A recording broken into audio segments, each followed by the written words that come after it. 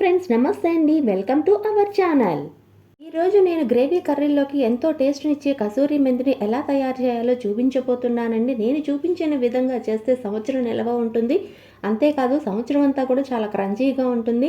మనం బయట తీసుకునే కసూరి మెంతి అయితే మాత్రం మెత్తగా ఉంటుంది కదా, అంత క్రంచీగా ఉండదు కదా. అలా కాకుండా ఇలా నేను చూపించిన విధంగా చేయండి, క్రంచీగా ఉంటుంది. ఇంకెంతకంటే ఆలస్యం, వీడియోలోకి వెళ్ళిపోదామా మరి.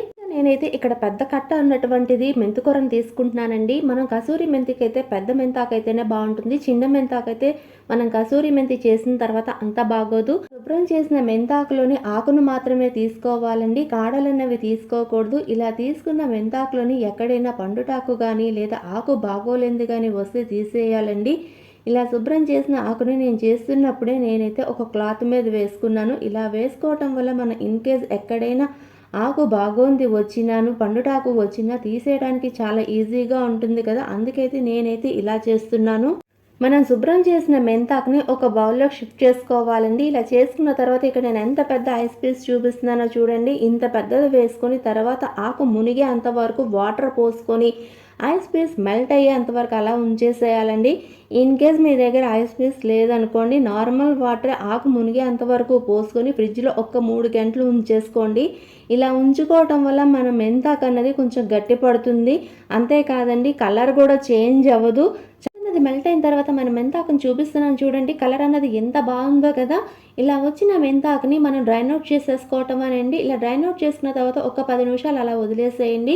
ఇలా వదిలేసిన తర్వాత ఒక పెద్ద కాటన్ క్లాత్ తీసుకొని దాని మీద మనం మెంతాకుని వేసుకొని చక్కగా నేను వీడియోలో చూపిస్తున్న విధంగా చాలా సున్నితంగానే దాన్ని నొక్కుతూ దాని మీద ఉన్న తడి అంతా మొత్తము తుడిచేసుకోవాలండి. ఇలా తుడుచుకున్న తర్వాత వేరొక క్లాత్ పెద్దది తీసుకొని దాని ఇలా శుభ్రం చేసుకున్న మెంతాకును చల్లుకొని దీనినైతే నేను ఫ్యాన్ కింద ఒక 6 to 7 hours అలా వదిలేసానండి. అంతేనండి.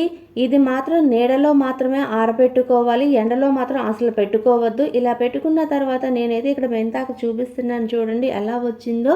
ఇలా వచ్చిన దాన్ని నేనైతే పొయ్యి వెలిగించి దాని మీద ప్యాన్ పెట్టుకొని దానిలోకి ఈ మెంతాకును వేసుకొని చాలా లో ఫ్లేమ్లోనే చేత్తో కదుపుతూ వేపుకోవాలండి. ఇలా వేపుకోవడం వల్ల మనకి ఏమవుతుందంటే మెంతాకు అనేది ఎంత క్రంచీగా వచ్చిందో, ఏ పాయింట్లో అయితే ఆఫ్ చేసుకోవాలి అన్నది మనకి చాలా ఈజీగా తెలుస్తుంది. అండి రెడీ అయిన తర్వాత కసూరి మెంతి చూపిస్తున్నాను చూడండి. కలర్ అనేది ఎంత గ్రీన్గా ఉందో, చేత్తో పట్టుకుంటే చాలా క్రిస్పీగా ఉందండి. చేత్తో నలుపుతుంటే కూడా చక్కగా నలుగుతుంది.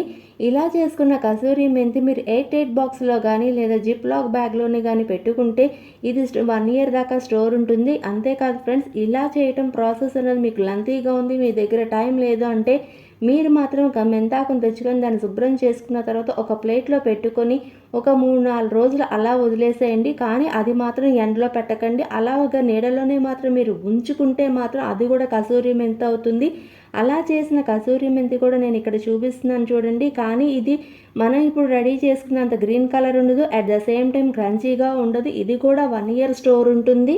ఫ్రెండ్స్, కసూరి మెంతిని రెడీ చేయడం ఎంతో ఈజీ కదా. మన మార్కెట్లో ఎంతో డబ్బులు పోసి కొనుక్కుంటాం కదా. కసూరి మెంతి ఎంత ఈజీగా ఉంది కదా. మీరు కూడా ఒక్కసారి ఇలా కసూరి మెంతిని రెడీ చేసుకొని ఆ ఫీడ్బ్యాక్ని నాతో షేర్ చేసుకోవడం మర్చిపోద్దు. మీకు కానీ ఈ వీడియో నచ్చితే లైక్ చేయండి, షేర్ చేయండి.